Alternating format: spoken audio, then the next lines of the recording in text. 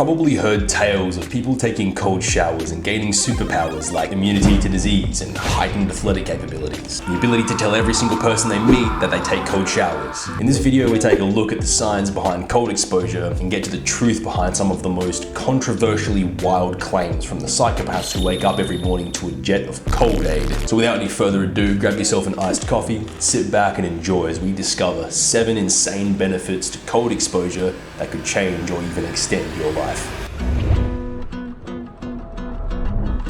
Weight loss. The code of cold exposure will have you believe that sleeping in the fridge is the golden key to staying lean. Let's look into how this may actually have an element of truth to it. See, you know those people who can eat a whole family pizza for breakfast and stay lean like their stomach is a black hole? These people can eat like this because they have what's called a high base metabolic rate. Their genetics decided one day that in order for them to function normally, their bodies need to have a bucket load of calories.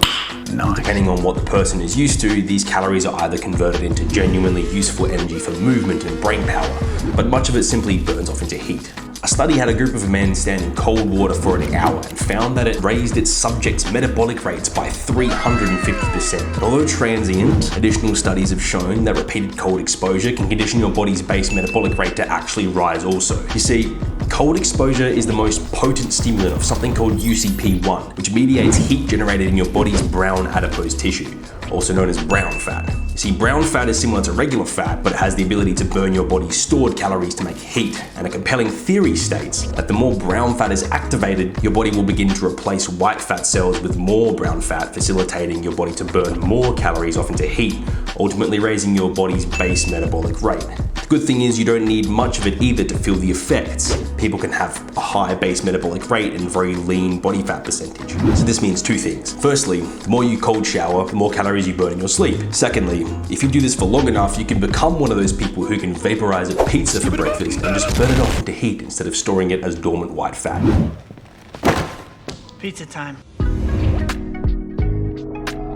I would argue mental health is the most important thing to take care of in this day and age. With social media destroying your dopamine receptors and, you know, the plague, no one is really on the fine and dandy path to enlightenment, except people who take cold showers.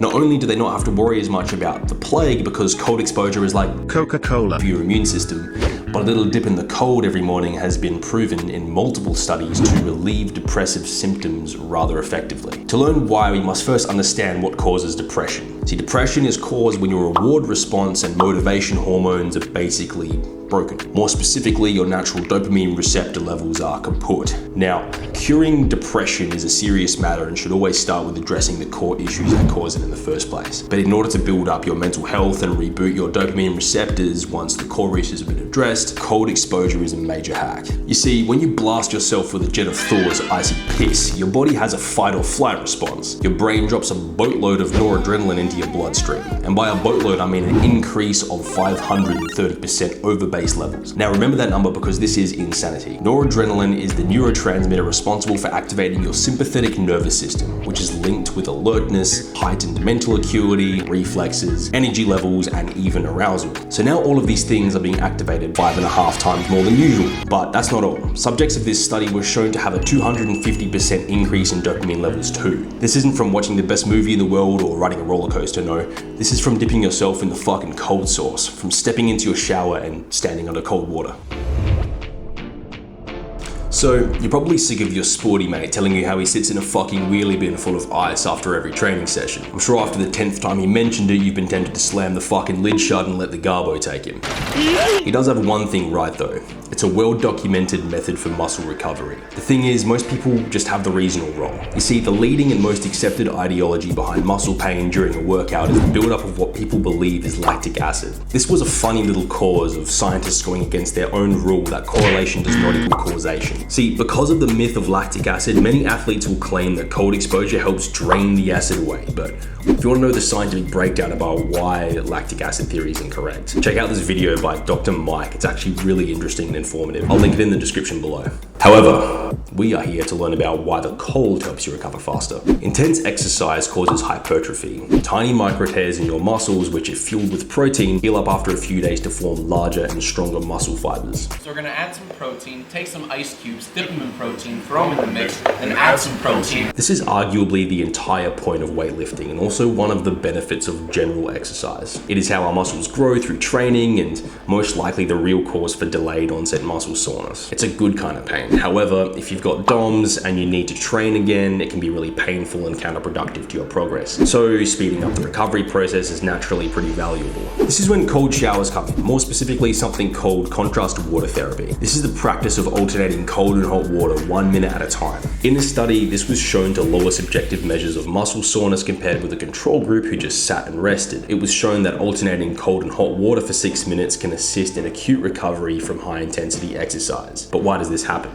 Well, when your body gets cold, all of your blood vessels contract, causing your blood pressure to temporarily spike. This is called vasoconstriction. When your body gets hot, your blood vessels relax, lowering your blood pressure temporarily. This is called vasodilation. A leading theory suggests that the action of quickly switching from one to the other causes this whole body pumping action, generating insanely good blood circulation all around your body, delivering all of the nutrients you need for recovery, all the places they need to go much faster than normal. Secondly, cold exposure is a well-known analgesic and anti-inflammatory. This means that it kills pain and stops exercised parts of your body from swelling up like an injury, which in turn eliminates delayed onset muscle soreness, helping you to be ready to train again as soon as possible. So, we've learned that cold showers can help you gain muscle faster through faster recovery times. However, it's what you eat that ultimately decides if you're gaining muscle or just putting on a whole bunch of fat. You see, your diet's the single most important factor to staying in shape, even more so than working out. So, naturally, the easiest way to get into perfect shape in the first place is to master your diet first. So, if you're having trouble losing weight or gaining muscle and can't seem to stick to a diet, and I've compiled 10 years of nutrition study, distilled it into a short, super easy to follow diet guide / system that teaches you how to lose weight without feeling hungry and how to gain muscle without putting on fat, regardless of your body type. And I know that it works for any body type because I literally give you all of the dietitian formulas so you can plug in your body's info and learn exactly what to eat to get to your body goals without having to give up the foods that you love. We manage this by providing a whole bunch of substitution strategies where you sub out ingredients with ones that taste exactly the same, but are actually way healthier for you and conducive to your body goals. So if you're sick of being out of shape, and this is literally the ticket to being in shape for the rest of your life because you can continue to eat all the good foods that you like. I mean, if that sounds appealing to you, there's a link in the description below. It's called Diet Dogma. Check it out.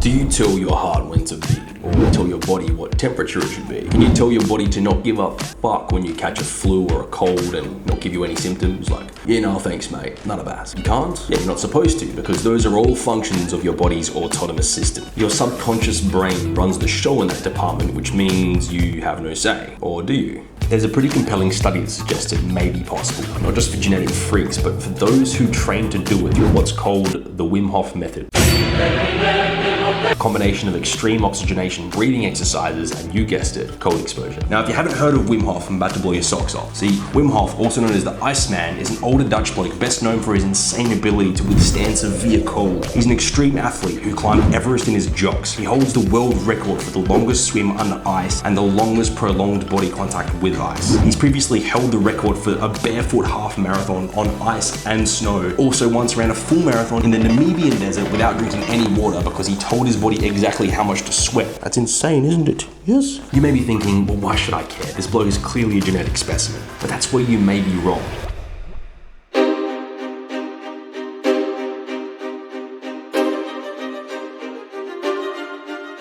See, Hof attributes his superhuman abilities to consistent training using his Wim Hof method to put his conscious mind in command of its subconscious counterpart. While this may sound too good to be true, several studies conducted on Hof and practitioners of his method have proved that it works. Probably the most famous series of studies testing the Wim Hof method were those conducted in the Netherlands nearly a decade ago. What they did was they connected Wim to a whole array of monitoring equipment, checking indicators for his immune response and inflammatory biomarkers, and then they just injected him with an endotoxin, which is basically a harmless, dead virus that causes a violent immune response for several hours in literally any normal person. You see, for most people, it would induce nausea, migraines, congestion, sinus overload, and even vomiting. But Wim was determined to prove that his method works. For the entire duration of the experiment, he performed his specialized breathing exercise to focus his mind on mitigating his body's negative reaction to the toxin. The results were staggering. He was able to consciously significantly reduce inflammatory markers whilst simultaneously doubling his body's anti-inflammatory capabilities. This means that he consciously slowed the spread of the endotoxin whilst simultaneously supercharging what is basically his body's military to deal with the remaining inflammatory threat. This was a remarkable breakthrough for further study. So to prove that this could work for anyone, they actually trained 12 participants in the Wim Hof method and performed the exact same experiment again, this time with a group. And this time they injected the 12 trained members with an endotoxin and an equal number of control participants who were not trained in the method. Sure enough, they found that the trained group were able to suppress symptoms almost as effectively as Wim Hof himself, whilst the control group suffered immensely throughout the duration of the exercise, pretty much as expected. And yes, the sample size is pretty small, but 100% of the trained participants succeeded in suppressing the endotoxin. Like 100%. Not sure about you, but I really like those odds.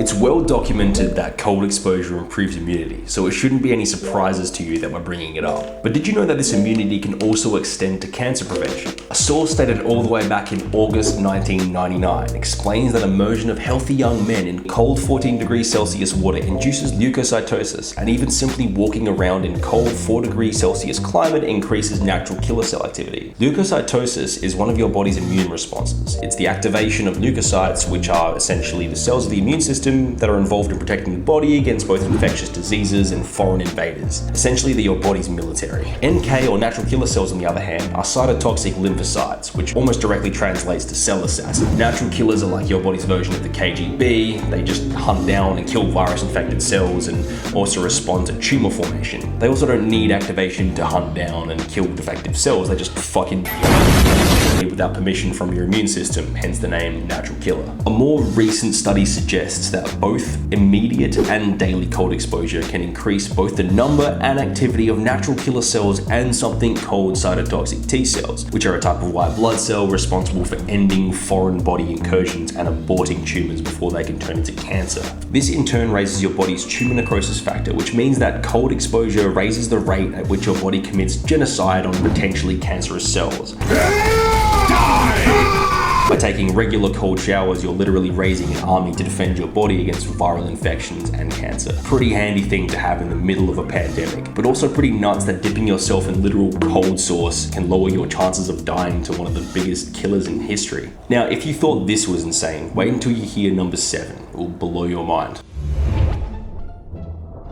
Oh, good one, Luke. Cold showers wake you up. No shit. Like, yeah, let me just walk into a jet of ice, wake the fuck up, and take a nap afterwards. Said no one ever. Yes, I know that it's obvious you can wake yourself up with cold water. Firstly, your sympathetic nervous system activates, which is basically your fight or flight response. There are 2 options, and sleep is not one of them. Remember when I said noradrenaline is the neurotransmitter responsible for activating your sympathetic nervous system, which is linked with alertness, heightened mental acuity, reflexes, energy levels, and even arousal. Well, alertness is very much one of the factors involved, but all of this is just temporary. A slap in the face would also wake you up temporarily, but it's not going to cure chronic fatigue syndrome now, is it?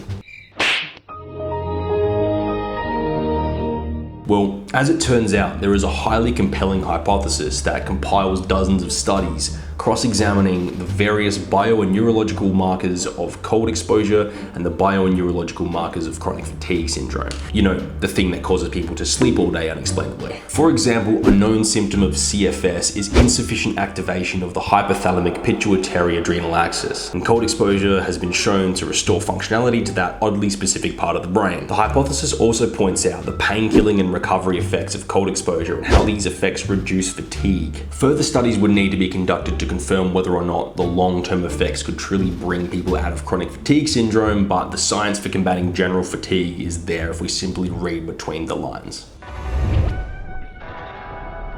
Many people claim to have the secrets to youth and longevity, including the cold shower enthusiasts. But can cold showers actually make you live longer? It turns out, unsurprisingly, to be a multi-part answer. So let's pull it apart. A study was performed to determine whether the cold exposure rooted Wim Hof method could be used as a treatment for a specific flavor of rheumatoid arthritis called axial spondyloarthritis. This type of arthritis targets your lower spine and pelvic cartilage, causing awful lower back pain literally all day, every day. Really sucks. So they took a number of people suffering from the condition and divided them into two groups. One group was trained in performing the Wim Hof method and consistently practiced both in group sessions and by themselves over a period of 8 weeks. The other group were the control, who were not trained in the method but still had to record everything and be monitored. To measure results, blood samples were taken from either group at the start and at the end of the 8-week study and were measured for inflammatory biomarkers. Members of each group also recorded specific anecdotal information in a study-provided journal answering identical health and well-being related questions. By the end of the 8-week period, the Wim Hof method group demonstrated a huge 40% drop in inflammatory markers, as well as recording positive progress in every criteria across the anecdotal component. The control group, who did no Wim Hof method, showed no change, unsurprisingly. After the study, people in the control group saw the results and quickly took up the Wim Hof method to start reaping the benefits. So, that's great news for people with axial spondyloarthritis, but what does that mean for everyone else? See, if you can actively mitigate inflammation of something as serious as an autoimmune disorder with cold showers and meditative breathing, you can reduce the same harmful and excessive inflammation that comes with general aging. Another study took a group of geriatric residents of a nursing home to find out what factors prolong people's lives, among a plethora of other things. One of the main indicators for longevity was lack of inflammation, but it gets a little more complicated than that, almost like a butterfly effect. For example, consistent exercise, social activity, and feeling purpose and meaning are pertinent indicators for health, well-being, longevity also. But then inflammation causes chronic pain. Severe enough inflammatory pain can be immobilizing past the point of usefulness. This prevents people from walking around, socializing, exercising, and feeling meaning in their day-to-day lives. See what I'm getting at here? So it's not just the inflammation preventing a long and healthy life, it's everything that comes with it. Cold exposure not only reduces inflammation, it also bolsters the effectiveness of your immune system and accelerates recovery from exercise and sickness, reducing the overall need for your body to inflame anything. Cold exposure, particularly via the Wim Hof method, allows you to keep doing the things that extend people's lives as long as possible. So can cold showers really make you live longer? I would say that, yeah, they probably can. So there you have it, guys. 7 insane benefits of cold exposure that could change or even extend your life. If you feel like you learned something here today, guys, or just enjoyed the video, please be sure to drop a thumbs up. It helps a lot. And if you'd like to see more content like this, please consider subscribing. Now, be sure to click one of the links on screen to keep watching more Fact Fought content. Bye for now.